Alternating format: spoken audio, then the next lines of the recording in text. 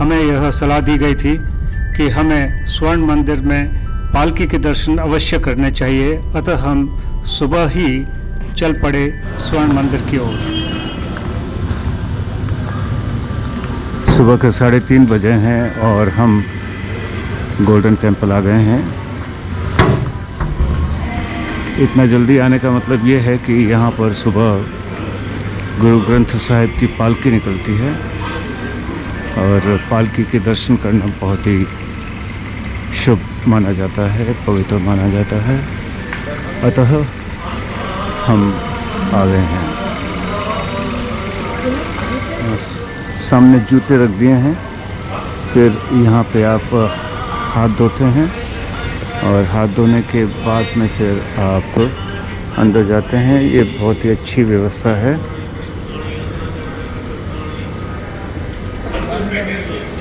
स्वर्ण मंदिर परिसर में 4 दरवाजे हैं। हमने जिस गेट से प्रवेश करा वह सामने वाला है। यह उत्तरी पश्चिमी गेट है। यदि आप देखेंगे तो सीढ़ियों से हम नीचे आते हैं। इसका मतलब यह है कि गुरु से मिलने के लिए पूजा स्थल में प्रवेश करने से पहले विनम्रता और अपने अहंकार को मिटाने की आवश्यकता पर जोर देने के लिए शहर की तुलना में गुरुद्वारे को थोड़ा नीचे बनाया गया है। प्रवेश द्वार से जैसे ही हम नीचे उतरते हैं तो दाईं तरफ अकाल तख्त है और अकाल तख्त के विश्राम स्थली से ही गुरु ग्रंथ साहिब को लेकर पालकी तक आएंगे।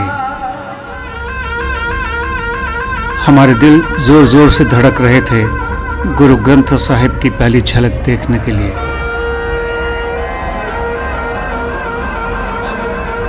और वह पल आ पहुंचा। ससम्मान गुरु ग्रंथ साहिब को सिर पर उठाए सेवकों की टोली सावधानी पूर्वक मंथर गति से सीढ़ियां उतरते हुए पालकी की ओर बढ़ रही थी।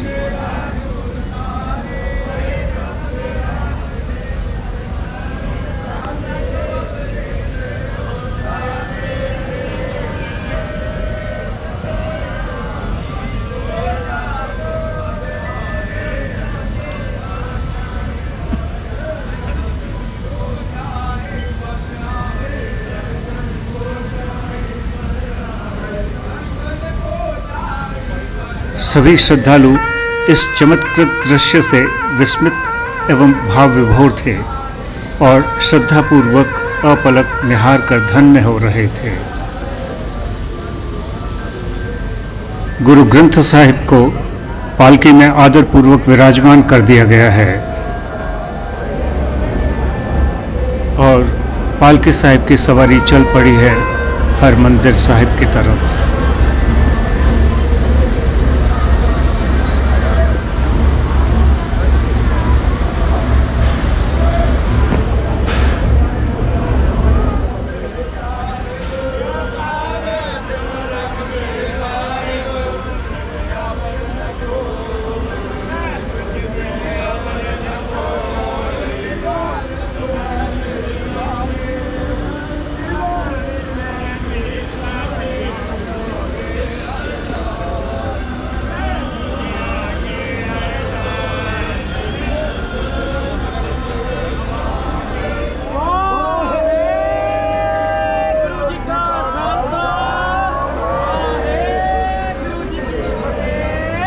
सभी श्रद्धालु वाहेगुरु का खालसा वाहेगुरु की फतेह का उच्चारण कर रहे हैं, यानी ईश्वर की संपदा, ईश्वर की विजय, अर्थात सब कुछ ईश्वर का ही है और अंततः विजय ईश्वर की ही होगी। पालकी साहिब दर्शन द्वार में प्रवेश कर रही है।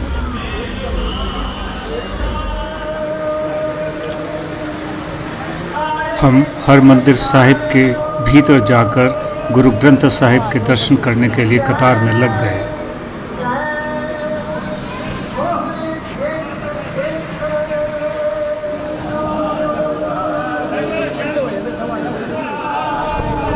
पालकी साहिब गुरु ग्रंथ साहिब को अपने स्थान पर विराजित कराने के पश्चात वापस आ रही हैं। लोग उसी तरह श्रद्धानवत हैं जिस तरीके से पालकी गई थी तब थे।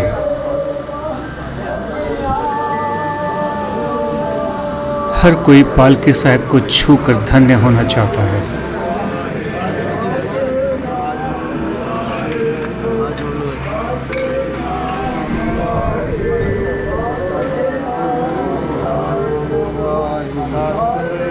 श्रद्धालु सेवाकार रास्ते को सदैव साफ रखते हैं। यहाँ से हरमंदिर साहिब तक सरोवर सेतु है।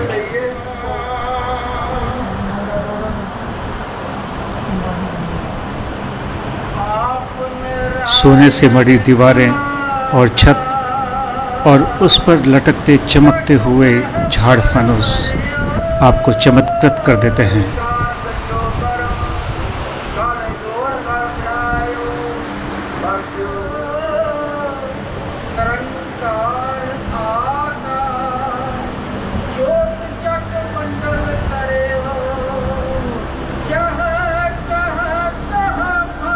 अत्यंत भव्य नज़ारा है। दाएं और बाएं ओर चमकती बिल्डिंग्स और आस्था का सैलाब। लगातार शब्द कीर्तन का पाठ हमारी आध्यात्मिक शांति को चरम पर पहुंचा रहा था। सामने स्क्रीन्स पर अनुवाद भी प्रकट हो रहा था।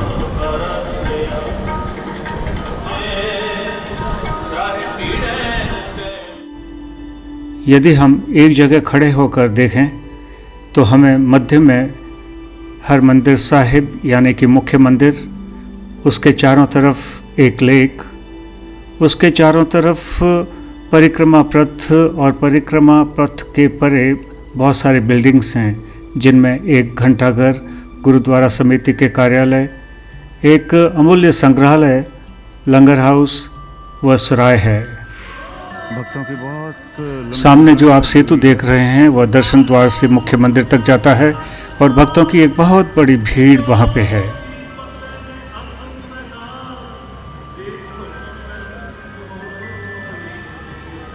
श्रद्धालु साफ सुथरे फर्श पर कहीं पर भी बैठ सकते हैं और अनेक भक्त आपको सरोवर के किनारे ध्यान में मग्न मिलेंगे।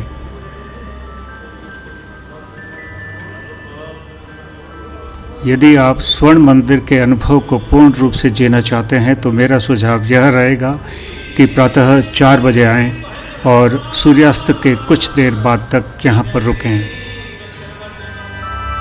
भव्य स्वर्ण मंदिर एक चबूतरे पर बना है जो कि 20 मीटर बाय 20 मीटर है।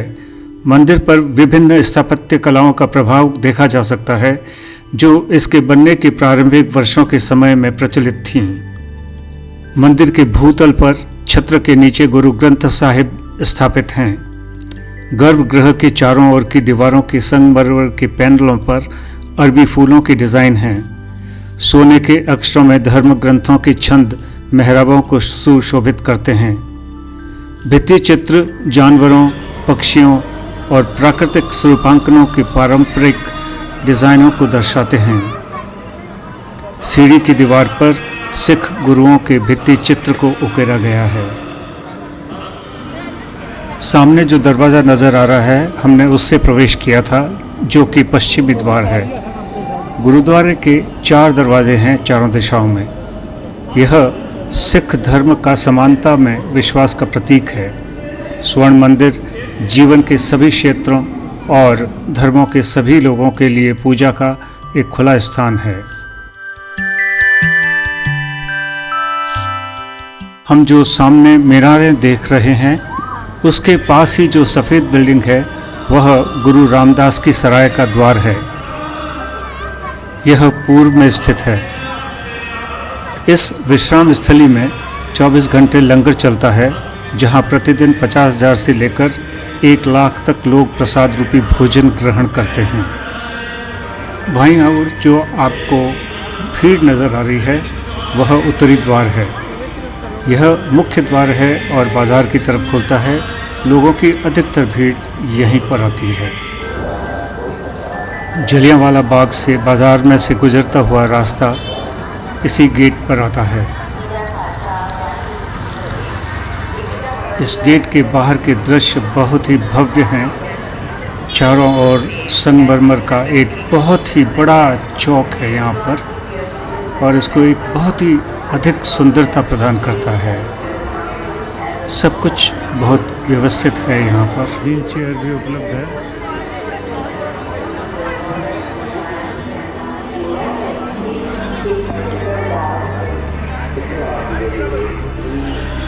हरमंदिर साहिब या स्वर्ण मंदिर एक सरोवर या लेक से घिरा हुआ है।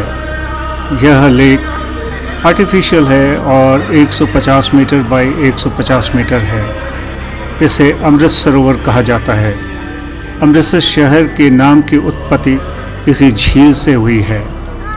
पूजा करने से पहले कुंड के पवित्र जल में डुबकी लगाने से आध्यात्मिक संपदा की वृद्धि होती है, ऐसी मान्यता है। झील करीब 5 मीटर गहरी है और इसके चारों ओर एक परिक्रमा पथ है जो कि 12 फीट चौड़ा है। जैसे ही हम पश्चिमी द्वार में प्रवेश करते हैं, दाईं तरफ यह भव्य बिल्डिंग नजर आती है। यह अकाल तख्त है। यह हरमंदिर साहिब मंदिर के ठीक सामने स्थित है। यह वह स्थान है जिसे श्री गुरु गोविंद सिंह जी ने एक न्याय के रूप में बनाया था और सिख पंथ से जुड़े हर मसले का समाधान यहीं होता है। इस भवन में एक ऑडिटोरियम है और एक म्यूजियम भी है। अकाल तख्त जो कि स्वर्ण जड़ित है, सिखों के 5 तख्तों में से एक है। हमने भीतर जाकर पहले मंजिल पर स्थित गुरु ग्रंथ साहिब की विश्राम स्थली के दर्शन किए और कुछ देर वहां बैठकर गुरु ग्रंथ साहिब के पाठ का श्रवण भी किया। पश्चिमी गेट के भीतर 2 झंडे के खंभे नज़र आते हैं जो केसरिया कपड़े से ढके हुए हैं। वह शीर्ष पर एक बर्छे के रूप में समाप्त होते हैं। शीर्ष पर लगी केसरिया पताका त्रिकोणीय है और उस पर खंडा चिन्हित है।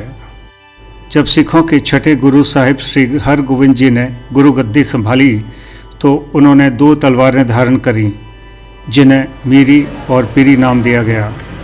मीरी भौतिक संसार पर विजय पाने की प्रतीक थी, वह पीरी आध्यात्मिक ज्ञान पर विजय पाने की प्रतीक। इनमें गुरु साहिब की प्रतीक पीरी को श्रेष्ठ माना गया। इसीलिए आप सामने जो 2 झंडे देख रहे हैं या निशान साहिब देख रहे हैं, उनमें पीरी निशान साहिब मीरी निशान साहिब से ऊंचा है। स्वर्ण मंदिर की प्रातःकालीन यात्रा अद्भुत थी, लेकिन अनुभव हेतु दिन में हम एक बार फिर यहाँ पर आए। साथियों, मैं डॉक्टर DS चौधरी हूँ और मेरा चैनल है Dog DSC70। If you like my work, please subscribe to the channel, share it and like it. Thank you very much for watching the episode. See you. Bye-bye.